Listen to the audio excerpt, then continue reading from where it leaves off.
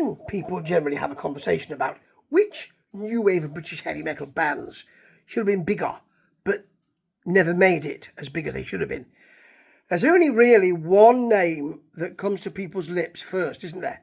And it ain't Dumpy's Rusty Nuts, nor is it Spiders, or Spider, should I say.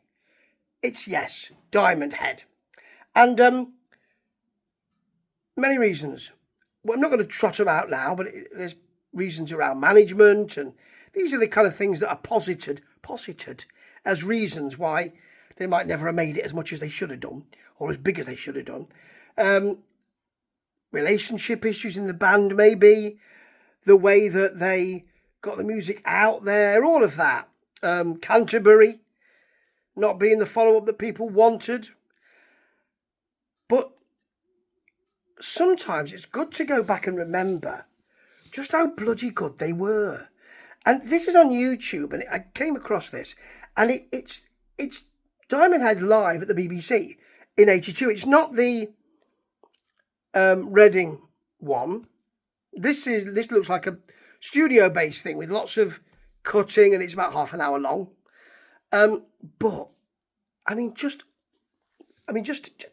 the way they start with the lights and the smoke, they look like a sort of Def Leppard, you know. They look like that kind of, or a kind of mini Led Zepp, a Def Leppard or a Led Zepp.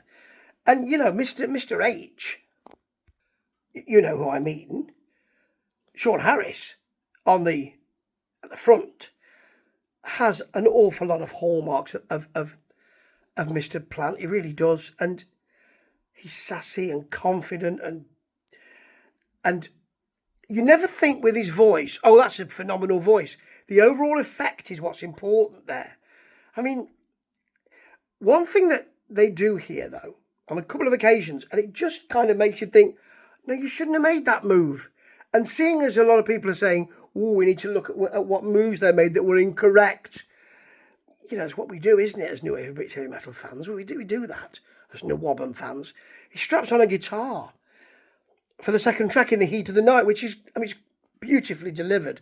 The double guitars do work well, I have to say that, but I want to see him prancing around. I don't want to see him with a guitar like that. But really, these tracks, just fantastic. Call Me is so immediate. It's really poppy. He's giving it to us again. He's taken the guitar off. His charisma is so charismatic. To follow him around that stage is wonderful.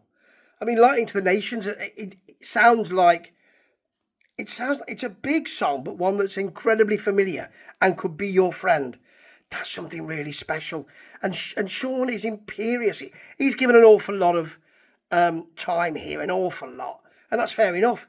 But on borrowed time, he's given it a lot of time. On borrowed time, they're open, the band, they're accessible, they've got a big bass in there, they're delivering it beautifully, and he is, Mr. H, is absolutely imperious, as if nothing else can really bother them. Nothing.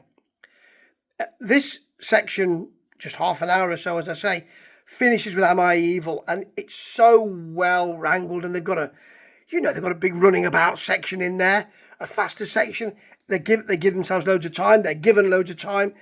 It's longer. It's lovely, and all the smoke and the lights and the crowd and the febrile nature. It looks like they're about to step out from there and become stars. And, you know, sometimes it's good to remind ourselves, because the general discourse is, oh, well, they didn't make it, did they? And of course, they're back now with marvellous music, and it's fantastic. Wonderful to see. Without Sean, but it's wonderful to see, you know. And Brian Tatler remains a marvellous, marvellous gent. I remember speaking to him in a pub. I interviewed him, and he was lovely. And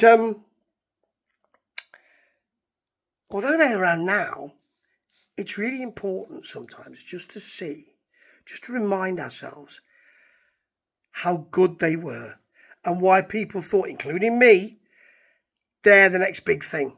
Never mind your Def Leppards, they're the next big thing.